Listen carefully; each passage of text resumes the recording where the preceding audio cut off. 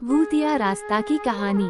ये कहानी है सुजानपुर की पहाड़ों के बीच बसा एक खूबसूरत गांव, लेकिन कहते हैं इस गांव तक आने वाला जंगल का रास्ता भूतिया है।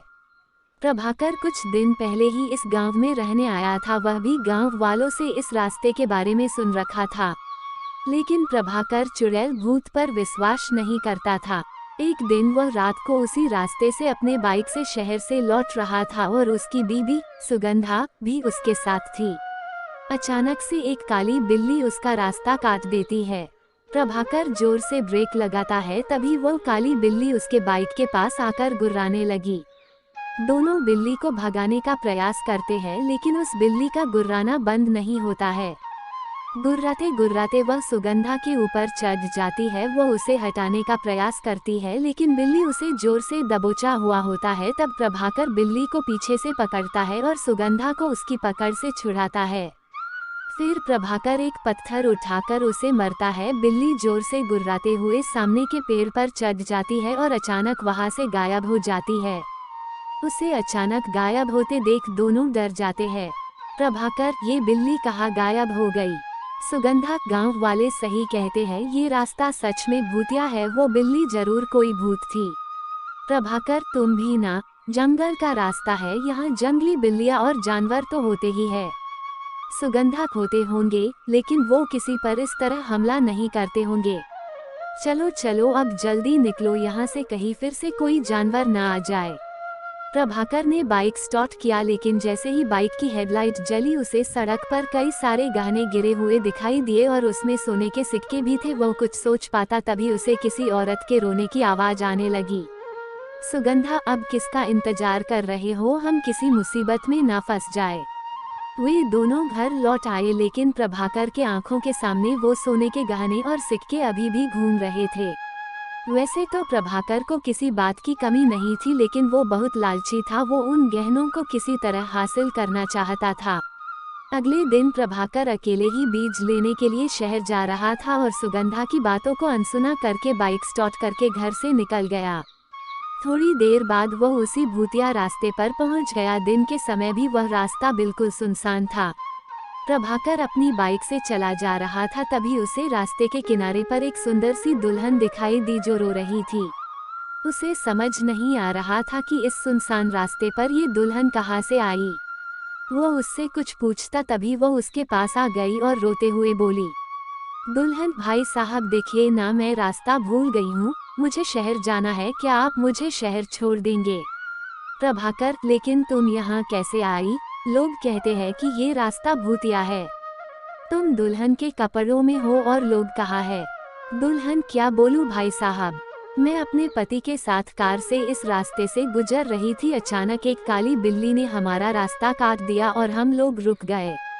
मेरे पति ने कार रोकी, तभी उन्हें झाड़ियों के पीछे से किसी औरत के रोने की आवाज आई। वह वहां गए, तभी उनकी चीखने की आवाज आई। मैं दौड़कर वहां गई तो देखा वो वहां मरे पड़े हैं। प्रभाकर, तुम्हारा पति मर गया? दुल्हन, हाँ वो मर गए, उनकी लाश झाड़ियों के पीछे पड़ी है। आप प्लीज मेरी मदद करिए और मुझे शहर तक छोड़ दीजिए। बदले में मैं आपको ये सारे सोने के गहने के दूंगी और मेरे पास कुछ सोने के सिक्के भी है।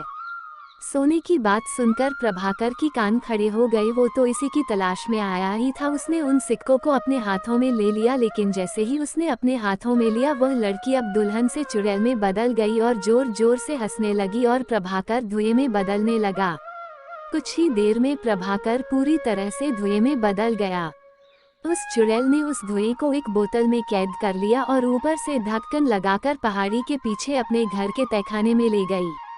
वहाँ पर पहले से ही धुएं से भरी कई सारे बोतलें थी। चुड़ैल, आज मेरी 11 लोगों की गिनती पूरी हो गई। बिना सोने का लालच दिए मैं इन्हें धुएं में नहीं बदल सकती थी, लालची कहीं के।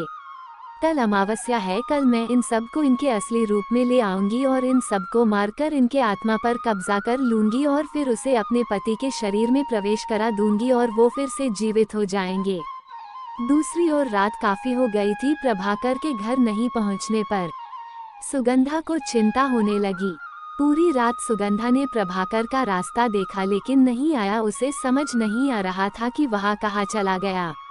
तभी उसने देखा कि गांव के मुखिया जी गांव के कुछ लोगों के साथ वहां से गुजर रहे थे। वो उनके पास गई और सारी बात बताई।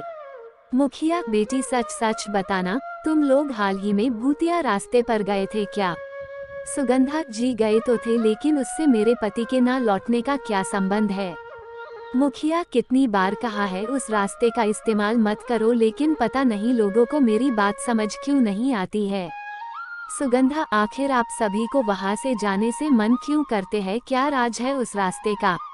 मुखिया, बेटी, कुछ साल पहले एक नया शादीशुदा जोड़ा इसी रास्ते से गुजर रहा था। तभी गांव के ही कुछ बदमाश लोगों की नज़र उन पर गई। उस दुल्हन के गहने देखकर उनके मन में लालच आ गया।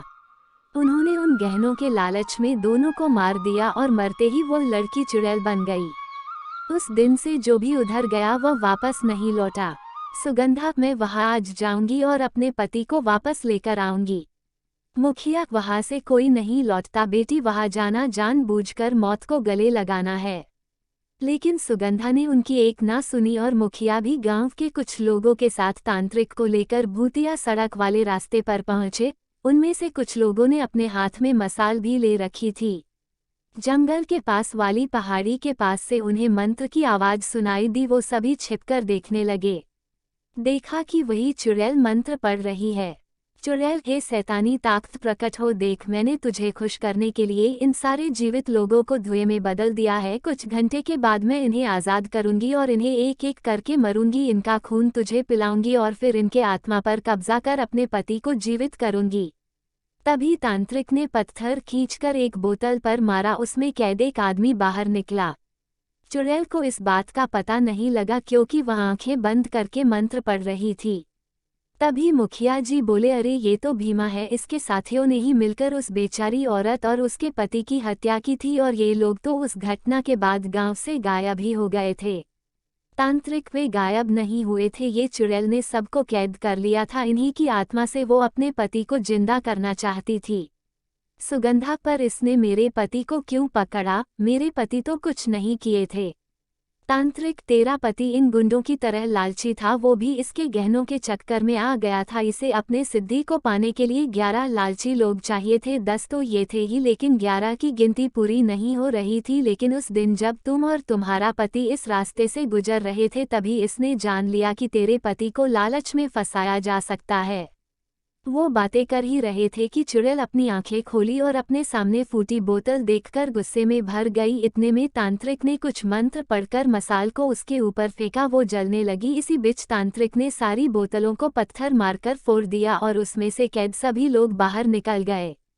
प्रभाकर भी उनमें से एक था। उसे देखकर सुगंधा रोने लगी। चुड़ैल, ये तूने ठीक नहीं किया। तांत्रिक, इन लोगों ने मुझे और मेरे पति को मारा था, तुमने इन दुष्टों को आज़ाद करा दिया। तांत्रिक, इनकी गलती की सजा इन्हें जरूर मिलेगी, मैं इस बात का वादा करता हूँ। लेकिन तू जो कर रही थी ये करके तू ईश्वर को चुनौती दे रही थी। एक बार जो मर गया उसे जीवित नहीं किया जा सकता। चुड़ैल जलकर राख हो गई। उसके बाद गांव वालों ने उन बदमाशों को पुलिस के हवाले कर दिया। प्रभाकर के साथ साथ पूरे गांव वालों ने लालच ना करने की कसम खाई। उस दिन के बाद से वो रास्ता भूतिया नहीं रहा। चुड़ैल की आत्मा मुक्त ही गई। ऐसी ही कहानी सुनने के लिए इस चैनल को सब्सक्राइब करें।